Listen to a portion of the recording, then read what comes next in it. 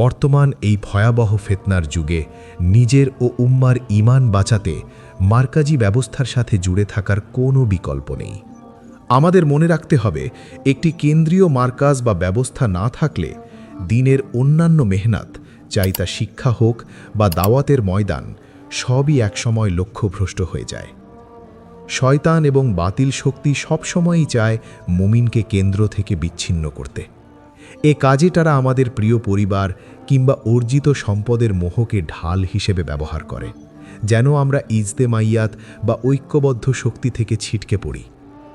মদিনার হিজরত ও কুরবানির ইতিহাস আমাদের শিখিয়ে গেছে যে ব্যক্তিগত আবেগ ও মোহের চেয়ে দ্বীনি মারকাজের ঐক্য অনেক বড়। সাহাবায়ে কেরাম চরম পরীক্ষা দিয়েও মারকাজের সাথে যুক্ত থেকেছেন। আসুন, উম্মার এই সংকটময় মুহূর্তে দাওয়াত ও তাবলিগ জামাতের বিশ্ব আমির এবং বর্তমান বিশ্বের অন্যতম দায়ী হজরত মৌলানা সাদ কান্ধালভি দামাত বারাকাতুহুমের সেই অত্যন্ত গুরুত্বপূর্ণ উর্দু বয়ানটির বাংলা অনুবাদ শুনি। जब सहाबाए किराम ने हिजरत की मदीने की तरफ, तो ये हिजरत ज्यादा भारी पड़ी और दूसरे हिजरत के रुख के मुकाबले में। इसकी क्या वजह हुई? इसकी क्या वजह हुई? वजह यह है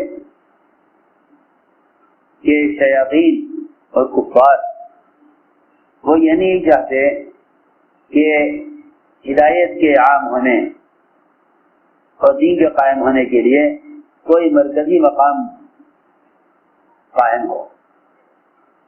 সাহাবায়ে কেরাম যখন মদিনার দিকে হিজরত করেছিলেন, তখন এই হিজরত অন্যান্য হিজরতের তুলনায় অনেক বেশি ভারী বা কঠিন ছিল।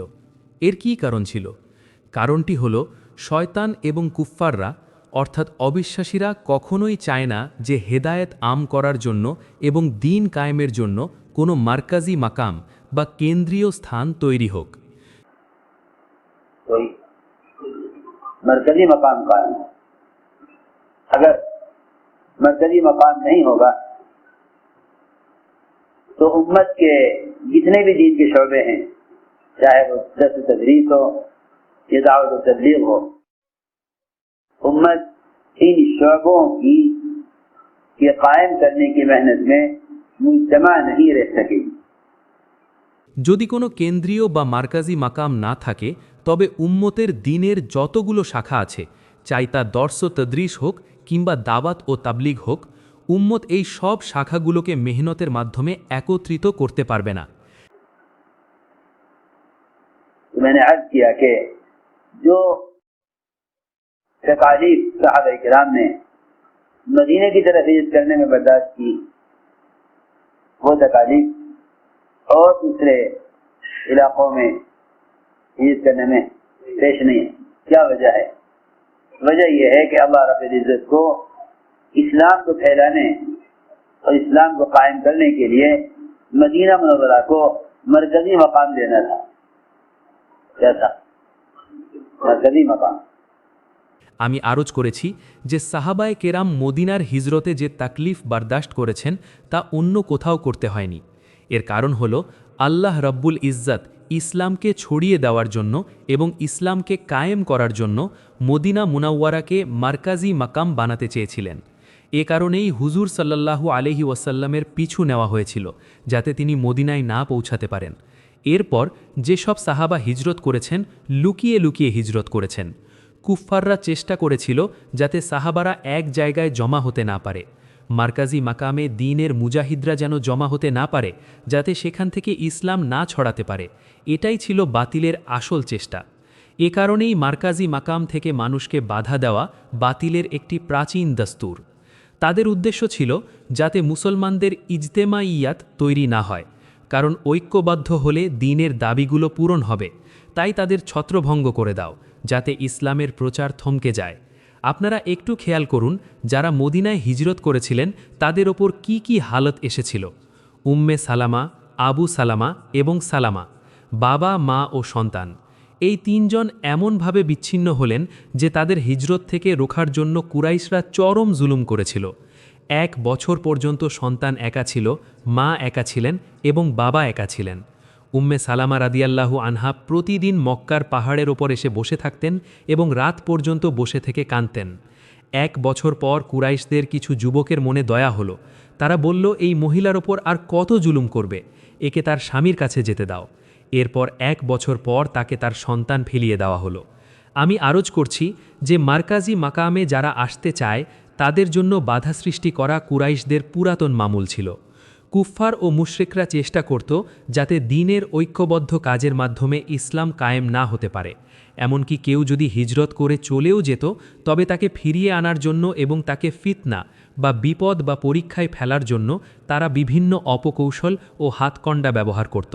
এটা আমাদের সবার জন্য ইবরাত ও ভাবনার বিষয়। দ্বীনের ইজতেমাই সম্মিলিত কাজ থেকে বাধা দেওয়ার অভ্যাস কুফফারদের সবসময় ছিল। মুসলমানরা এমনটা করত না। হজরত ওমর রাদিয়াল্লাহের ঘটনা দেখুন। তিনি যখন তার 2 সাথী আইয়াশ বিন আবি রাবিয়া এবং হিশাম বিন আল আসের সাথে মদিনায় হিজরত করার ইচ্ছা করলেন, তারা নিজেদের মধ্যে সিদ্ধান্ত নিলেন যে তারা মাকামে তানঈমে জমা হবেন। তারা আরও ঠিক করলেন যে সকালে যে সেখানে পৌঁছাতে পারবে না, ধরে নেওয়া হবে যে তাকে মুশরিকরা হিজরত থেকে আটকে দিয়েছে। তখন অন্য 2 সাথী যেন তার জন্য অপেক্ষা না করে নিজেদের সফর চালিয়ে যান। এটাও একটি শেখার বিষয় যে কেউ যেন অন্যের আশায় বসে না থাকে। এটা ভাবা যাবে না যে আমার সাথী যাচ্ছে না তাই আমি কেন যাব। প্রত্যেকের নিজের জিম্মেদারি আছে। হুজুর সাল্লাল্লাহু আলাইহি ওয়াসাল্লাম বলেছেন, লা তাকুনু ইম্মা আতান, তোমরা নীতিহীন অনুসারী হইও না। ইম্মায়া কি? যে বলে মানুষ হকের ওপর থাকলে আমিও থাকব, মানুষ ভুল করলে আমিও করব। বরং প্রত্যেকের উচিত নিজের অন্তর্দৃষ্টি ও সংকল্প নিয়ে কদম বাড়ানো। সিদ্ধান্ত হলো যদি কাউকে আটকে দেওয়া হয় তবে যে পৌঁছাতে পারবে সে মদিনার দিকে সফর শুরু করবে। হজরত ওমর রাদিয়াল্লাহ বলেন, সকালে আমি এবং আইয়াশ বিন আবি রাবিয়া মাকামে তানঈমে পৌঁছে গেলাম, কিন্তু হিশাম বিন আল আসকে মুশরিকরা আটকে দিল। হিশাম রাদিয়াল্লাহ সেখানে ফিতনায় পতিত হলেন এবং ইসলাম থেকে বিচ্যুত মুরতাদ হয়ে গেলেন। আমরা মদিনায় পৌঁছে কুবা নামক মহল্লায় অবস্থান নিলাম। আবু জেহেল এবং হারিস বিন হিশাম এরা দুজন মদিনায় এলো। হুজুর সাল্লাল্লাহু আলাইহি ওয়াসাল্লাম মক্কায় ছিলেন। তারা এসে আইয়াশ বিন আবি রাবিয়ার সাথে কথা বলল। তারা আইয়াশকে বলল যে তোমার মা কসম খেয়েছে যে সে চুলে চিরুনি করবে না এবং মক্কার প্রখর রোদে বসে থাকবে, ছায়ায় আসবে না, যতক্ষণ না সে তোমাকে দেখে। আমি আর্জ করছি যে দ্বীনের কাজ করনেওয়ালা সাথীদের ওপর এমন ঘরোয়া হালাত বা আবেগপ্রবণ খবর দিয়ে চাপ সৃষ্টি করা হয়, এমন অবস্থা তৈরি করা হয় যাতে সাথীরা নিজেদের জায়গা ছাড়তে বাধ্য হয়। আইয়াশ বিন আবি রাবিয়ার সামনে এমন ঘরোয়া হালাত পেশ করা হলো যে ভালো কাজ করতে থাকা একজন মানুষ নিজের পরিবারের মোহে কাজ থেকে বসে পড়ার উপক্রম হলো। আইয়াশের কাছে গিয়ে তার মায়ের এই অবস্থার কথা শুনে পেরেশান হয়ে গেলেন এবং মন নরম হয়ে গেল। হজরত ওমর রাদিয়াল্লাহ বলেন, আমি আইয়াশকে বললাম, হে আইয়াশ, খোদার কসম, তোমার কম তোমাকে ঘরোয়া হালাত বর্ণনা করে ফিতনায় ফেলতে চায়। তারা তোমাকে দ্বীন থেকে সরাতে চায়। এদের ব্যাপারে হুঁশিয়ার থাকো। হজরত ওমর রাদিয়াল্লাহু আরও বললেন, খোদার কসম, যখন তোমার মায়ের মাথায় উকুন কামড়াবে তখন সে নিজেই চিরুনি করবে, আর যখন মক্কার রোদে তার কষ্ট হবে তখন সে নিজেই ছায়ায় চলে আসবে, এদের সাথে যেও না। আইয়াশ বলল, আমি মায়ের এমন কষ্টের কথা শুনেছি যে আমি তাকে এই শপথ থেকে মুক্ত করতে চাই। আইয়াশ বলল, আমি গিয়ে মাকে শপথ থেকে মুক্ত করব এবং মক্কায় আমার কিছু মাল সম্পদ আছে তাও নিয়ে আসব। হজরত ওমর রাদিয়াল্লাহু বললেন, আইয়াশ, তুমি জানো আমি কুরাইশদের মধ্যে সবচেয়ে বড় মালদার। খোদার কসম, তুমি আমার অর্ধেক সম্পদ এখনই নিয়ে নাও, কিন্তু এদের সাথে যেও না। হজরত ওমর অনেক চেষ্টা করলেন যাতে সে ফিরে না যায়, কিন্তু আইয়াশ যাওয়ার সিদ্ধান্ত নিয়েই নিলেন। হজরত ওমর যখন দেখলেন যে সে যাবেই, তখন বললেন, যদি তুমি যাওয়ার ফয়সালাই করে থাকো তবে আমার এই উটনিটি নিয়ে যাও। এটি খুব দ্রুতগামী উটনি, কুফফারদের কেউ একে ধরতে পারবে না। যদি তাদের পক্ষ থেকে কোনো শঙ্কা দেখো তবে এতে চড়ে দ্রুত পালিয়ে এসো। আইয়াশ সেই উটনিতে চড়ে রওনা হলেন। কিছু পথ যাওয়ার পর যখন তারা মদিনার সীমানার বাইরে চলে গেলেন তখন আবু জেহেল বলল, হে ভাই আইয়াশ, আমার উটটি খুব ক্লান্ত হয়ে পড়েছে, তুমি কি আমাকে তোমার সাথে তোমার উটনিতে চড়িয়ে নেবে? আইয়াশ বললেন, হ্যাঁ, চলে এসো। যখন তারা উটনি থেকে নিচে নামলেন তখন আবু জেহেল এবং তার সাথীরা আইয়াশকে শক্ত রশি দিয়ে বেঁধে ফেলল।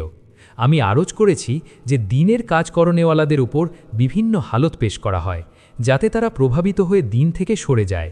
সাহাবারা ভাবতেন যে আল্লাহ বোধহয় তাদের তওবা কবুল করবেন না। তারা মনে করতেন যারা একবার ইসলামে দাখিল হয়ে আবার ফিতনায় পড়ে বেরিয়ে গেছে তাদের আর ক্ষমা নেই। এ কারণে তারা ইসলামে ফিরে আসাকে অসম্ভব মনে করতেন। হজরতজি শেষে বলেন, সাহাবায়ে কেরাম যে কঠিন ত্যাগের মাধ্যমে মদিনার মারকাজ প্রতিষ্ঠা করেছিলেন, আজকের উম্মতের কামিয়াবিও সেই মারকাজি ব্যবস্থার সাথে অটুট থাকার মাঝেই নিহিত।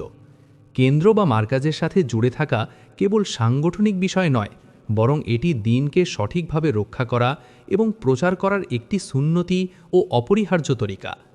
কেন্দ্র থেকে বিচ্ছিন্ন হওয়া মানেই হল নিজের ঈমান ও আমলকে ঝুঁকির মুখে ফেলে দেওয়া। আল্লাহ আমাদেরকে হজরতজির কথাগুলোর উপর আমল করার তৌফিক দান করেন। আমিন।